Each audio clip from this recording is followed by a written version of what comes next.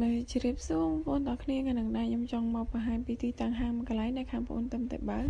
ដែលនៅក្នុងហាងនេះដែរមានអីវ៉ាន់គ្រប់ប្រភេទបងប្អូនទាំងគ្នាដូចជាគ្រឿងអាសេសស៊េរី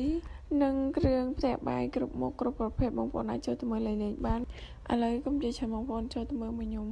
និយាយទៅក្នុងហាងយើងមិនទាន់បានរៀបចំអីស្រួលបួរទេបងប្អូនដោយសារហាងយើងតែបើកចឹងហើយវាមានភាពញញែកតិចបងប្អូនកុំប្រកាន់ឥឡូវយើងបកមកមើលគ្រឿងអាសេសស៊េរីយើងវិញបងប្អូននិយាយទៅមានច្រើនមុខច្រើនម៉ាកខ្លាំងមែនតើហើយយើងក៏មិនមានតែគ្រឿងអាសេសរីដែរបងប្អូនគ្រឿងផ្ទះបាយក៏យើងមានសឹងតែគ្រប់មុខបងប្អូនអាចមើលតាមនឹងទ្រូៗបានហើយអាវ៉ាន់ពេលខ្ញុំថតទៅវាមានចន្លោះនឹងដោយសារបងប្អូនខ្ញុំយកមកតែបាន 50% ទេដោយសារហាងយើងបញ្ញាប់បើកលក់ចឹងទៅយើងបើកប្រើយើងរៀបប្រើ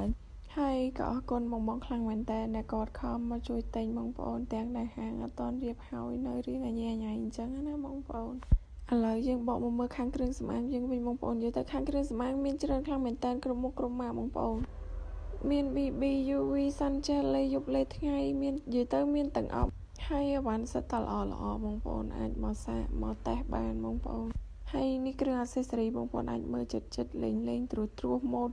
តិចតួចបានបងប្អូននិយាយទៅខ្ញុំថតអត់បានអស់ទេបងប្អូនដោយសារអវ៉ាន់ក្នុងហាងនឹងវារៀងច្រើនដែរអញ្ចឹងបងប្អូនអាចមើលតាមនឹងបានហើយខ្ញុំចង់ប្រាប់បងប្អូនថាចង់កម្មងតាមអនឡាញក៏បានបងប្អូនអាចមកមើលដល់ហាងក៏បានដែរបងប្អូនតែបងប្អូនអាចមកមើលដល់ហាងក៏បានដែរយើងអាចមើលអីវ៉ាន់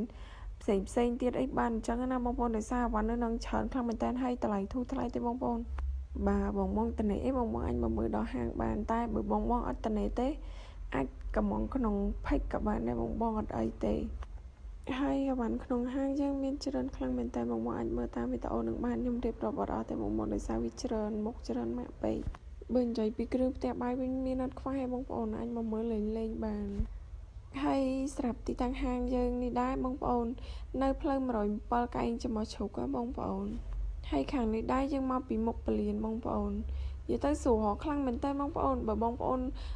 អត់ដឹងថាជីពីណាទៅណាទេចាំខ្ញុំតម្លាក់ location នៅក្នុង comment ឲ្យបងប្អូនស្រួលអញ្ចឹងណា